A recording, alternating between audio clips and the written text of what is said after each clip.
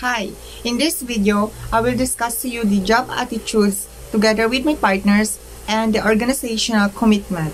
My name is Anduti de los Santos from BSP Section 3A. I'm the reporter from the Group 9. So before that, let us know what is the learning objectives in this discussion. First, define work attitudes. Second, discussing the how can be happier at work. Third, discussing the consequences of positive work attitudes. And fourth, discussing the assessing work attitude in the workplace. So, shall we start? In define work attitudes. Our behavior at work often depends on how we feel about being there. Therefore, making sense of how people behave depends on understanding their work attitudes. An attitude refers to our opinions, beliefs, and feelings about aspects of our environment. We have attitudes toward the food we ate, people we interact with, courses we take, and various other things. In job satisfactions, refer to the feelings people have toward their job. From the word satisfaction, ito yung mga taong satisfied sa kanilang napiling trabaho. In organizational commitment, is the emotional attachment people have toward the company they work for. How can you be happier at work? First, have a positive attitude about it. When we said positive attitude, your personality is a big part of your happiness and avoid negativity. Second, a good fit with the job and company is important to your happiness. Ito na yung start mo tanongin yung sarili mo na what do you want from the job?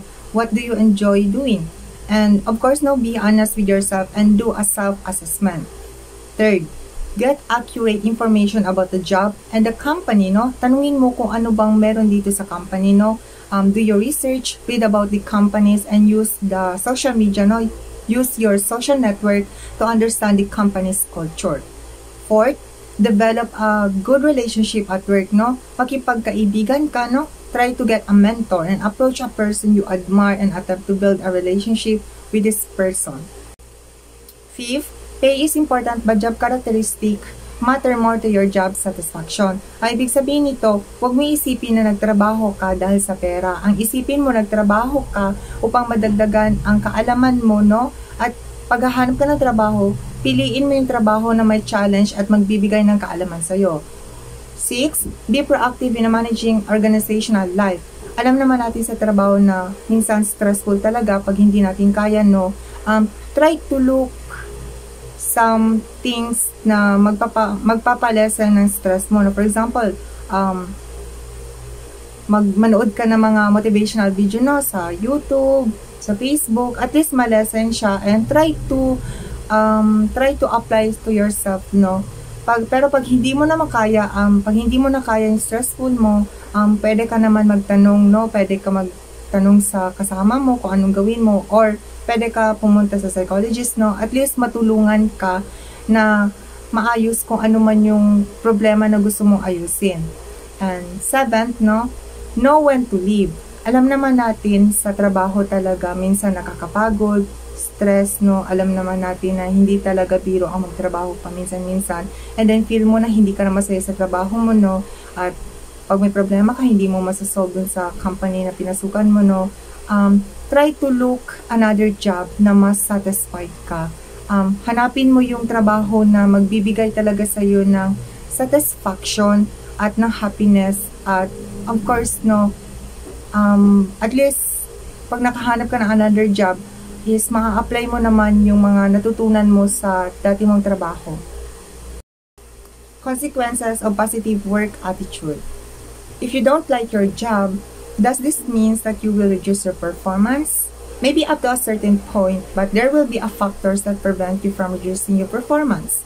The fear of getting fired, natatakot ka na matanggal na trabaho o natatakot ka na matanggal doon sa company na tinatrabahoan mo. The desire to get a promotion, yung nag-aim ka na ma-promote ka sa trabaho so that you can get out the job that you dislike so much on your professional work ethic. So, ano yung mga dapat mong gawin upang wakasan yung ganitong siliranin, Una mong gawin is dapat happy ka, dapat you are satisfied sa trabaho na napili mo, kailangan motivated ka, dapat productive ka, at hindi ka dapat sakit sa ulo ng company. Instead, nakakatulong ka pa upang ma-improve yung mga kasamahan mo na trabahante upang mapaganda ang lakad ng inyong company.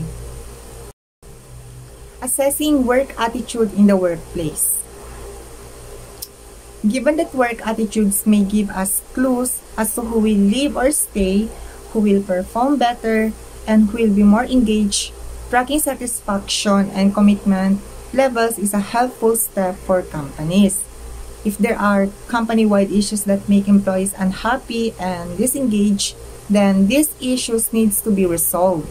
There are at least 2 systematic ways in which company can track work attitudes through attitude surveys and exit interviews. So what is attitude surveys? All employers used to gain a feedback about their organization from its employees, while the exit interview involves a meeting with a departing employee. I hope you will learn something. God bless you.